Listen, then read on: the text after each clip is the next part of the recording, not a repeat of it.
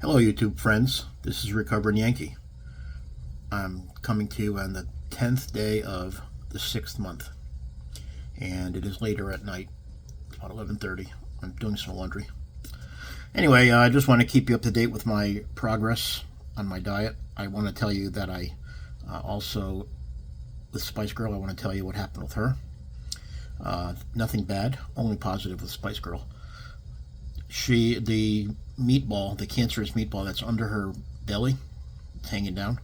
Remember, I put comfrey cream on it and then cayenne ointment on top of that with the bandages and the plastic and then the wrap. Well, it's gone down in size already, so it's working. It's not working as quick as I'd like, but it's working. And so I'm very thankful that it is reduced in size. Tomorrow, when I have more light, I'm going to do a video with me measuring it, and you'll see I believe it was 2.5 by 2 inches based on the tape measure when I did it before, 2 weeks ago. And now it's much less than 2 inches and much less than for the width and 2.5 inches for the length. Okay, so that's positive. Now, as far as my PE diet is concerned, I want to show you a book that I purchased. Hold on. This is called The Protein Power Life Plan by Dr. Michael R. Eades and Mary Dan Eades. And it's basically the same as the PE diet, meaning you have a higher ratio of protein than you do with fat and carbohydrates. But this diet says no more than 10%, 10 units of carbohydrates per meal if you want to lose weight. So I've been doing that that is the PE diet, except the PE diet just tells you on the other side of the equation has to be equal to 155. They're saying 10 units of carbs per meal 3 times a day. So that's 30 grams, quarter in the quarter jar. 30 units of carbohydrates per day. 10 for lunch, 10 for mid-afternoon lunch, and 10 for dinner. And the PE diet, I don't think they say that. I haven't read everything on that diet. I'm still stuck at 240. Don't give me a reason for that. At least I'm not gaining any. That's a positive, but I'm not very happy that I'm not losing either. So I'm going to go see the doctor and make an appointment and find out if my thyroid issue is really bad enough that it's causing this, or maybe I'm just doing something that's wrong. I haven't been down to 240 since a very long time. I went to Thailand in 2012. I was 220 pounds when I went there. I thought I was fat then. But, and then 2017 is when I first hit 260 for the first time in my life. So I wasn't 240. Well, I should say I was 240 sometime between 2012 and 2017. So let's just call it 50-50, right? So 12 to 17 is 5, so 2.5 years. So from 2012 to 2014 and a half, close to 2015 is when I first reached 240. And then obviously after that it was 250, 260. And then recently it was up to 285 even, 283 I think is the highest I got. So now that's the only update with me right now. And I want to tell you thank you very much for commenting about my lack of activity. I want to tell you the bad news that I had this whole week. Not this week, last week. My phone, which is my only way to record videos, broke. It's an older phone, but it broke because I broke it. I didn't break it intentionally. I broke it because every time I fell asleep, I'd have the phone in my hand or something, and it would fall on the floor or land on something. And I know that has happened, I'd say 100 times. And yeah, I'd say about 100 times. And after you drop it a number of times, it starts to break and things don't work right. And the video camera wasn't working right. I couldn't use the keyboard anymore properly. So I went to the kiosk at Walmart to buy another phone. a new one. I bought the phone and brought it home. Was using it for a little bit, and it broke. I mean, it literally broke in my hands. Not broke like, I'm not saying small 1,000 little pieces.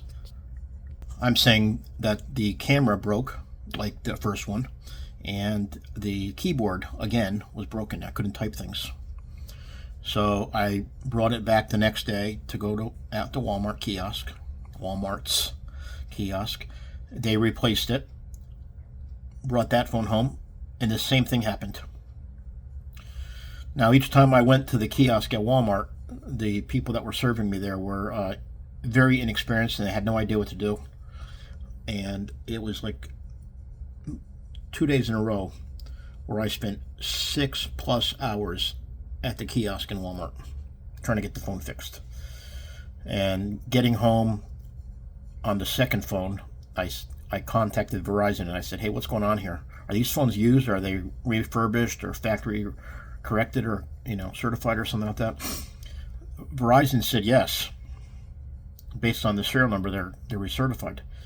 And so I contacted the Walmart kiosk, and they said, no, Walmart does not allow us to use used or refurbished phones.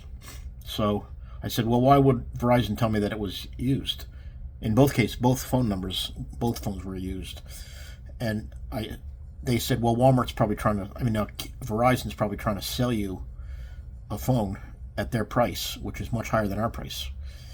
So when I went back to replace the second phone that had broken for the same exact reason, or let's just call it defective. I don't want to say broken because it sounds like, when I say broken, it sounds like I'm talking about broken glass with 100 pieces on the floor. It was damaged or factory defective. So then I bought the third phone, which is what I'm using now, and it's working fine. So hallelujah. I don't have to go stand in Walmart's for 6 hours again. After I got home from the Walmart's, I was during the days when I was having the damaged phone, I was on the phone with Verizon for 3 hours trying to get them to see if they can fix it. And that's an issue of its own. But so in both cases, the two replacement phones I got from Walmart kiosk were damaged or defective. And the Verizon people couldn't figure out why they were damaged, and neither could the Walmart people. So I'm telling you this because I don't want to put out through the universe my condition of misfortune. Because if the universe hears me saying it, it's going to make me have more misfortune. So let's just suffice to say, I am very happy that the third phone is now working properly. Now back to the Spice Girl issue. I love her. She's my dog. She does not seem to be suffering at all from this cancer. I don't hear her wincing, crying, or moaning. Obviously, a dog cannot come up to me and say, hey, recovering, I'm in pain, and I feel like I want to die, or something. Dogs don't say that kind of stuff. So you have to go by sounds. She's not making any odd sounds. She's not making any weird faces. She's not acting strangely when I touch her or pet her. When I touch her meatball, she's not like yelping or anything like that. So there's no visible signs that she's in any kind of pain or any kind of suffering. It's just the cancer thing is growing. So the comfrey seems to be working. The comfrey and the cayenne seems to be working. Now, again, because I don't want to get sued by the AMA, the American Medical Association loves to sue people that believe they have cures that are outside of their parameters.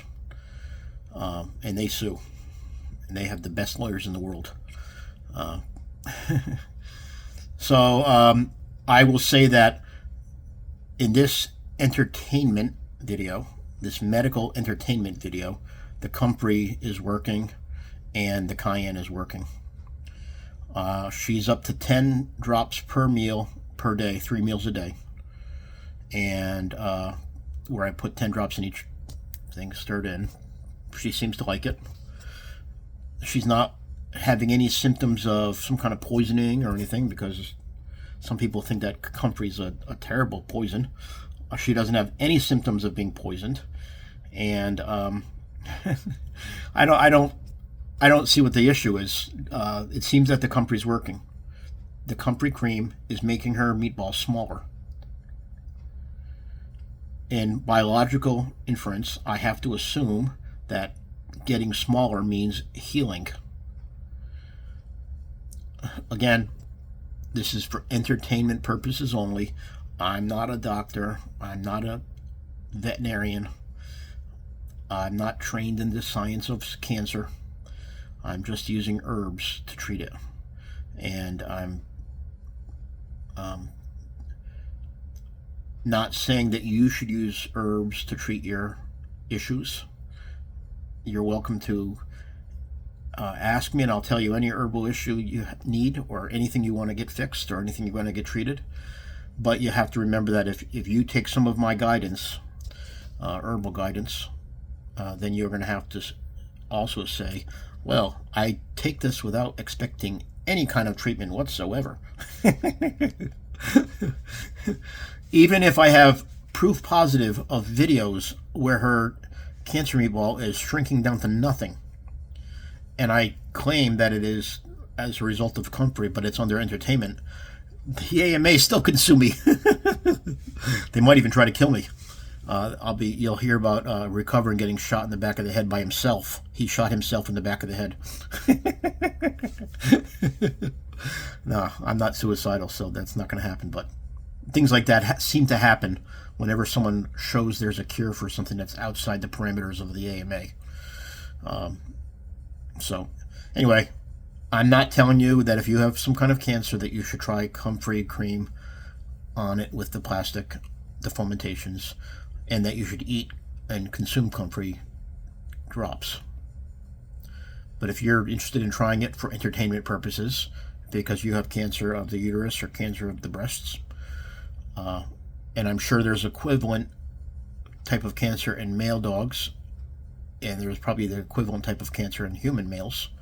So, I would say try the comfrey, but don't try it with expectations that it'll work, because if you go rounding around telling everyone, oh, comfrey is better than anything the medical doctors, and I'm a doctor, they're going to sue you. So just be careful. But if I would say this, if you have breast cancer or uterus cancer, then apply the comfrey cream to the outside of your body with the plastic, and take the comfrey tinctures inside. Okay, so peace to you, and have a good night, and I will get back to you sometime tomorrow. Maybe I'll even do a weigh-in again. All right, peace to you.